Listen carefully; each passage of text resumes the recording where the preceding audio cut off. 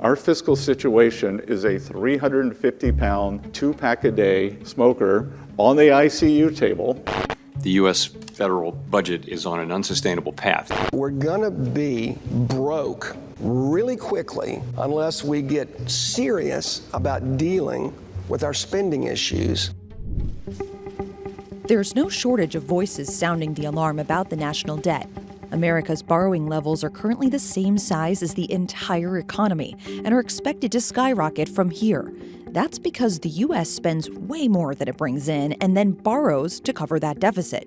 There's plenty of debate on how to close that gap. Raise taxes, cut spending, a combination of both. No doubt any solution demands hard choices. But what are the actual consequences if the deficit gets out of control?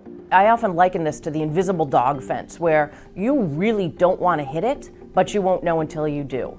And it seems like the U.S. is almost intent on finding out where that tipping point is. Here, we'll explore not how to fix the deficit, but to figure out what could happen if we don't. We'll focus on 3 key areas: the potential market fallout, economic ripple effects, and international implications.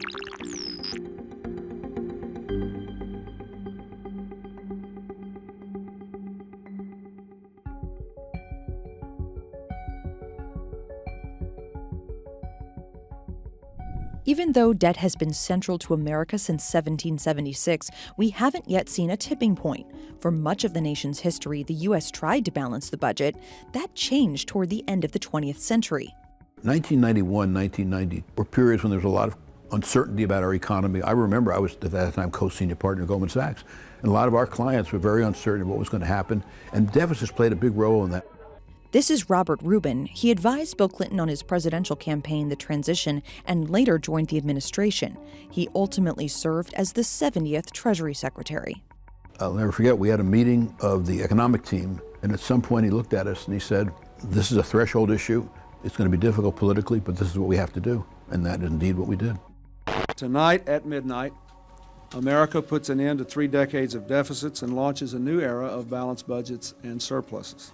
It was the first time since 1969, but the surplus was short-lived. Since then, the U.S. has had several rounds of tax cuts, multiple expensive wars, a financial crisis, and a pandemic, all contributing to an historic fiscal hole. It's very, very roughly about 1/3 from tax cuts, 1/3 from spending increases, and 1/3 from emergencies. Those emergencies were the right time to borrow, the other 2 not so much. Kent Smetter's team at Wharton creates models that show how policy changes impact the federal budget.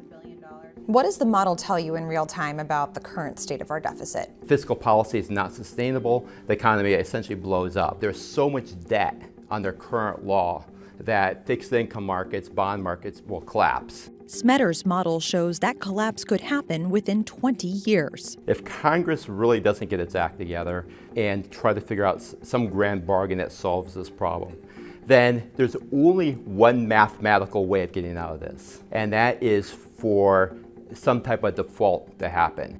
A default is when a borrower can't make payments on a debt, but that's unlikely to happen to America because we have ways to get around it.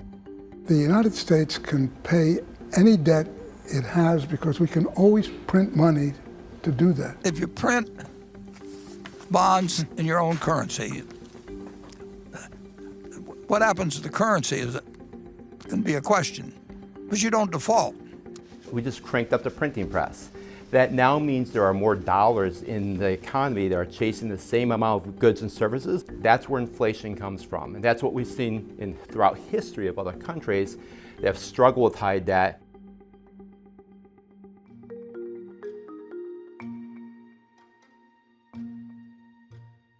What do you think the likelihood is that the U.S. does experience a crisis related to its deficit or debt levels? I think that there's more than a 50% chance that in 3 years, give or take a year or 2, that we will experience a trauma if we don't deal with this well.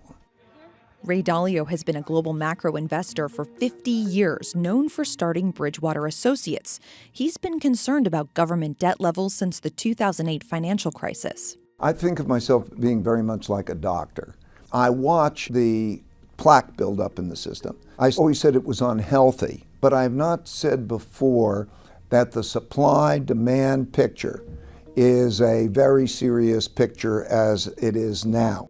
That's because Dalio has studied how countries go broke and says his research across centuries found that there are cycles that have led to big debt bubbles and busts, and he's deeply concerned about what he sees.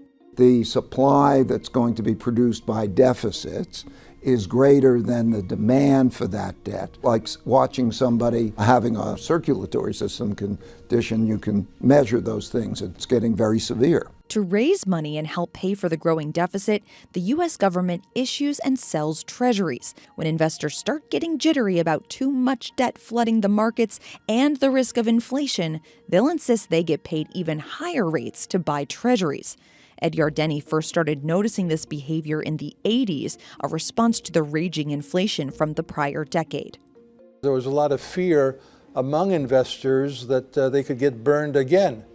And as a result of that, I coined the phrase bond vigilantes with the notion that if the Fed and the government weren't going to be responsible, weren't going to be the sheriffs in town to manage the economy in a way that would keep inflation down, that the bond vigilantes would do it. Yardeni wrote in his newsletter in 1983 that the vigilantes were concerned about a $200 billion deficit. Today, the levels are 10 times that. The bond vigilantes are more powerful than ever, and the question is, are they going to use that power, that extraordinary impact that they could have on the bond market, which is now more important than ever, and push bond yields up to levels that cause a recession in order to bring inflation down. One country that experienced a mini debt crisis in the fall of 2022 was the United Kingdom. Liz Truss, who was then the prime minister, unveiled a plan to cut taxes by £45 billion. I have a bold plan to grow the economy through tax cuts and reform. Immediately, the pound collapsed. Investors dumped UK bonds. The local pension funds were forced to sell to manage their risk, all of which threatened a downward spiral. The Bank of England had to come in and stabilize the market, and the government quickly undid the tax cuts. But Prime Minister Truss never regained credibility, and she resigned after just 6 weeks in the role. But can that type of crisis, where the market quickly loses confidence, happen in the U.S.? It's a risk that we think remains low in terms of the probability of this occurring here in the United States. PIMCO is the world's largest bond manager, overseeing $2 trillion. Back in December, PIMCO said it was cutting exposure to long-dated U.S. debt because of deteriorating deficit dynamics. Can you explain more about your positioning there and just your overall concern as it pertains to the deficit? The U.S. continues to be the global reserve currency. We have an incredibly dynamic economy. We have very strong institutions. So we will likely continue to attract a significant share of global capital. We do see other countries' sovereign debt that looks at least as good as the rate levels of the United States and is running much more prudent overall fiscal policy. So we're not running from U.S. Treasuries. We're just looking to diversify into other areas of the world. Economists try to estimate how much investors will want to be compensated for longer-term risks like the federal budget and inflation. That's something called the term premium. If that is rising, it may mean investors are experiencing more uncertainty about macro conditions, whereas if it's declining, there's likely more stability. It's not a perfect statistic and models tend to vary, but in January, the term premium hit its highest level in more than a decade. It's pulled back a bit since then, but remains elevated. If we don't see signs of attempting to get debt under control, those probabilities of a more crisis level type situation occurring will steadily go higher with time. And then again, when people worry about these tail scenarios, including PIMCO, we want to get paid a little bit more to combat against those types of risks. The more expensive borrowing costs become, that has broad ramifications for the economy. Because it can affect our economy, the health of our economy, and the growth of our economy. Thanks to a combination of soaring debt and higher rates, the U.S. is expected to spend the most it ever has, nearly $1 trillion on interest payments this year. The Congressional Budget Office expects net interest costs in 2025 to surpass spending on Medicare, Medicaid, and national defense. Squeezing out other parts of the budget, whether it's tax cuts you want, whether it's higher defense, whether it's higher social spending, all of those things get squeezed out when your interest piece of the pie is growing as it is now. The cost to service the U.S. debt is expected to be 18% of total tax revenue this year. In 2022, that figure was less than 10%. You've borrowed so much that your interest payments are growing as a share of the federal budget, and your debt is growing as a share of the economy, and it leaves you in a situation where it's slowing economic growth. The tax and spending legislation that just passed has garnered mixed reactions about what it may mean for the deficit. The nonpartisan CBO has estimated it would increase the deficit by trillions over the next decade. I tell policymakers in D.C., you might have your big, beautiful plan, but fixed income markets are the Mike Tyson. You might have your big, beautiful plan until you get punched in the face, because they often are not polite. They often just break instead of bend. But some Republicans believe the One Big Beautiful Bill Act will spur economic growth thanks to tax cuts. I don't believe in the CBO forecast. So, Sarah, let's just look at common sense and logic that if the bill, for some reason, hadn't passed, we would have had the biggest tax hike in history. Treasury Secretary Scott Bessent, who was unavailable to be interviewed for the piece, says the administration's focus is to grow the economy faster than the debt. His long-term goal is to cut in half the current 6.7% deficit to GDP ratio, which is the highest outside of a war or recession. That question has left bond vigilantes on the sidelines for now. I think the bond vigilantes are essentially correct. The U.S. should not be running a deficit like this. But for whatever reason, we're not at the levels yet where debt sustainability is a question. But that could change quickly, and if debt levels go unchecked, the U.S. risks leaving a weaker economy to the next generation. It used to be that people would say, it's okay to borrow from the future generations because they're going to have a higher standard of living anyhow. But right now, it's a very risky moment where it's quite clear for younger generations, they don't know exactly what they're inheriting. Very excited to talk to everybody. Kyla Scanlon is an author and content creator focused on economic issues. On this day, she was speaking at George Mason University to a crowd of faculty and researchers. What structural issues do you see as the most significant threats to economic stability or growth in the next decade? What's your view of debts and deficit in that assessment? I think the debt and the deficit have to be analyzed. The interest payments are quite a weight, and rates probably aren't going down anytime soon. Scanlon says young people risk not ever having access to Social Security, Medicaid, and Medicare. Not only are they not going to have access to those services, but they're also going to have to pay for those who did before them. And so it's kind of this double-edged issue. A growing debt load also limits the government's ability to fight off an emergency should there be one. 2008 financial crisis, COVID, we actually used debt to get our way out. People got used to those checks in the mail and other types of benefits and so forth. What happens now when debt itself is the problem? You can't use debt to get out of the debt problem. It's too late at that point. One thing that the past years and the growing geopolitical environment have shown us is that we should assume there will be future emergencies. We are not in an emergency-free moment. When Admiral Michael Mullen was asked back in 2010 what he thought was the biggest threat to national security, his answer shocked the nation. I responded that the most significant threat was our national debt, which was a bit of a surprise.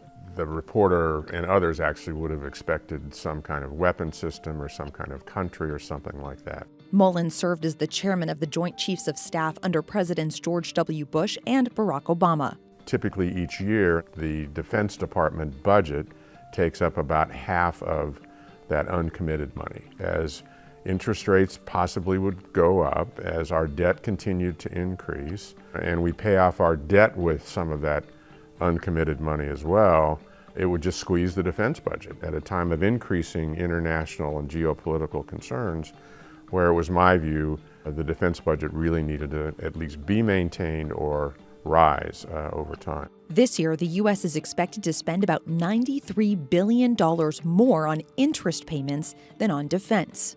If a great power is spending more on interest payments than on defense, it won't be great for very much longer. The U.S. crossed that threshold last year. Ferguson says the debt burden draws in scarce resources with less for national security, which leaves an otherwise great power vulnerable to a military challenge.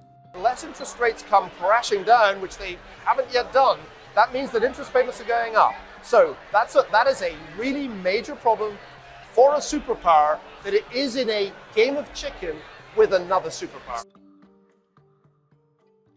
Do our adversaries pay attention to our debt levels and our deficits and see that as a potential vulnerability and a potential weakness in light of all this instability? I would think that Putin in Russia, Xi Jinping in China see this as a vulnerability. And you've heard President Xi in China over the last certainly decade plus talk about the United States being in decline.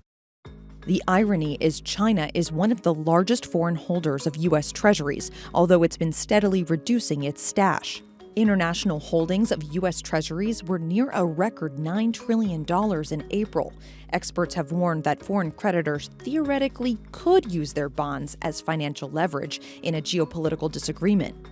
We don't know exactly how many treasuries they have. Certainly it's probably about 800 billion, but there's more that's not even transparent. It's not clear that this would happen, but you could dump treasuries if one wanted to create a lot of different fiscal risks at one time.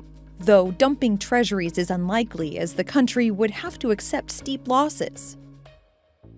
Japan, one of the largest exporters to the U.S., holds more than $1 trillion worth of U.S. debt, the most of any foreign country. It really took off in the late 70s, in the 80s, as Japan was an exporting nation, accumulating dollars over time through the trade balance side of things, and they had to reinvest that money. Here's an example of how that works. When a Japanese automaker sells a car to a U.S. consumer, the company receives, let's say, $30,000. The automaker needs to then convert that cash to Japanese yen to pay its expenses, like workers and suppliers. The money goes to a Japanese bank to help with the exchange. The bank then invests the dollars it receives into U.S. treasuries because they're safe and easily traded. As the Trump administration reworks global trade relationships, there's a looming question around how it all could shift foreign appetite for treasuries. The White House says higher tariffs will generate additional revenue to shrink the budget deficit. It's our turn to prosper, and in so doing, use trillions and trillions of dollars to reduce our taxes and pay down our national debt, and it'll all happen very quickly. The Tax Foundation estimates that a 10% universal tariff could bring in trillions of dollars, but that revenue would diminish when accounting for the broader economic impact. Eventually, the solution to the deficit is likely to come down to the hard work of budgeting. Dangerously polarized moment that we're in, where partisan politics seems to be far more important to lawmakers than actually governing, has led both parties to adopt all of the easy things. They both love cutting taxes and growing spending. I think it's going to be very difficult to turn this fiscal situation around without also looking at the underlying political challenges. Do you still see this as the biggest threat to national security? Great question, and my answer is no. I actually think the political division in the country has risen to our biggest threat. The debt is one, education is another, the healthcare issue, the Social Security issue.